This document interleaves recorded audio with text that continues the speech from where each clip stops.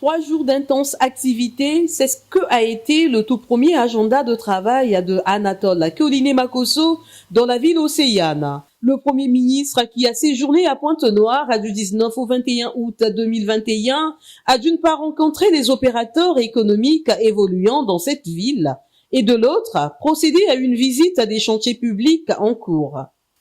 Face au chef d'entreprise, le numéro 1 du gouvernement a réitéré la volonté du chef de l'État à les voir évoluer dans un environnement propice à l'éclosion des affaires.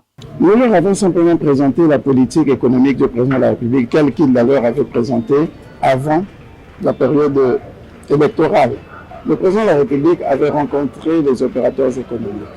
Ils avaient ensemble échangé sur la politique qu'ils entendaient mettre en œuvre pour davantage améliorer le climat des affaires, puisque cela revient de plus en plus, c'est récurrent dans les plaintes des opérateurs économiques, malgré tout le cadre institutionnel qui est mis en place. Nous sommes venus commenter davantage cette politique parce que, nous l'avions dit dans nos différentes batailles, il n'y aura pas d'avenir prospère pour le Congo sans une économie diversifiée. Il n'y aura pas d'avenir prospère pour le Congo sans une politique financière attractive. Et l'échange avec les opérateurs économiques a consisté justement à regarder tous les boulets d'étranglement.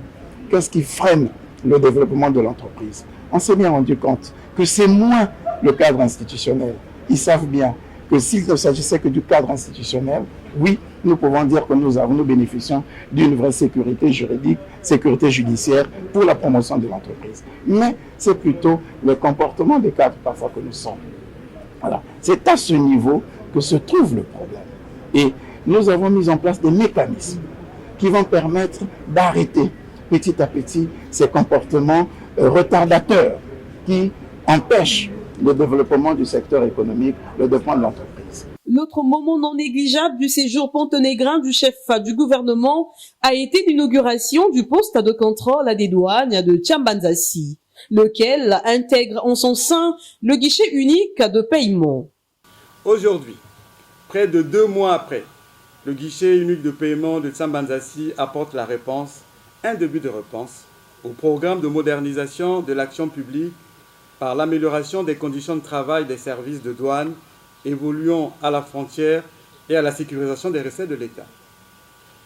En premier lieu, le service des douanes est un élément important dans le système de surveillance des frontières aux côtés de la force publique. Il joue un double rôle, celui de lutter contre la contrebande et le trafic illicite et de s'assurer que toute marchandise traversant la frontière fait l'objet d'une déclaration douanière et de paiement de droits.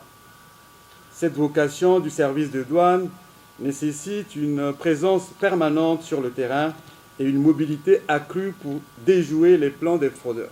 C'est en compagnie de quelques membres du gouvernement et des autorités de la ville océane que Anatole Koliné-Makosso s'est rendu d'un chantier à un autre. De l'hôpital général et oncologique de Nanga, en passant par le chantier du marché central, du port autonome de Pointe-Noire, du lycée d'enseignement général de Vindoulou, ainsi que des voiries urbaines de Chinyambi et du quartier Mboukou, dans le 3e arrondissement Tietché et 4e arrondissement Luanzili, le chef du gouvernement a pu apprécier l'exécution des travaux. Le président de la République avait classé les chantiers en cours en 3 secteurs. Il y avait le secteur des chantiers qui étaient arrivés à maturité et qui devaient être mis à la disposition du peuple au plus tard mars 2021.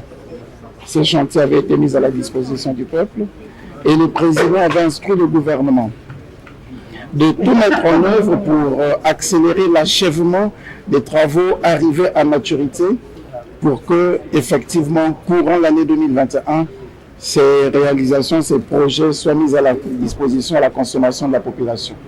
Et les chantiers que nous venons de visiter entrent bien dans ce périmètre des projets arrivés à maturité et qui méritaient une accélération d'achèvement. C'est ce que nous venons de faire. Vous nous avez vus à l'hôpital général de Patra, un hôpital ultramoderne avec des équipements high-tech et un mode de fonctionnement comparable aux hôpitaux que nous admirons ailleurs et pour lesquels nous partons de nos pays pour aller prendre des soins. Au nombre de réalisations, il y a la direction générale du port de Pointe-Noire et l'ensemble des services qui donnent encore la preuve de ce que le pays est dans la modernité et que Pointe-Noire mérite bien son statut, non seulement de port en eau profonde, mais de porte d'entrée pour l'Afrique, de tout ce que nous pouvons avoir comme activité maritime et portuaire à y développer. Là aussi, vous avez vu, y compris le projet de construction d'un nouveau terminal qui donne encore davantage d'auréole à la ville de Pointe-Noire et particulièrement au port de Pointe-Noire. Nous avons vu les voiries urbaines. C'est une expérience voulue par le président de la République qui s'est engagé à améliorer les conditions de circulation dans les quartiers précaires. La modernisation des quartiers précaires à travers le pavage de toutes les ruelles, à travers la construction des ouvrages de franchissement pour éviter que nos quartiers ressemblent à des ghettos et que ces quartiers précaires soient intégrés totalement dans une vie urbaine digne de ce nom, à l'image de Pointe-Noire, qui célébrera son 100e anniversaire l'année prochaine. On a besoin de faire de grands travaux qui puissent davantage moderniser cette ville et l'engagement du président de la République est ferme. L'expérience des pavages des quartiers précaires de Mbokou et de Tignambi va être généralisée.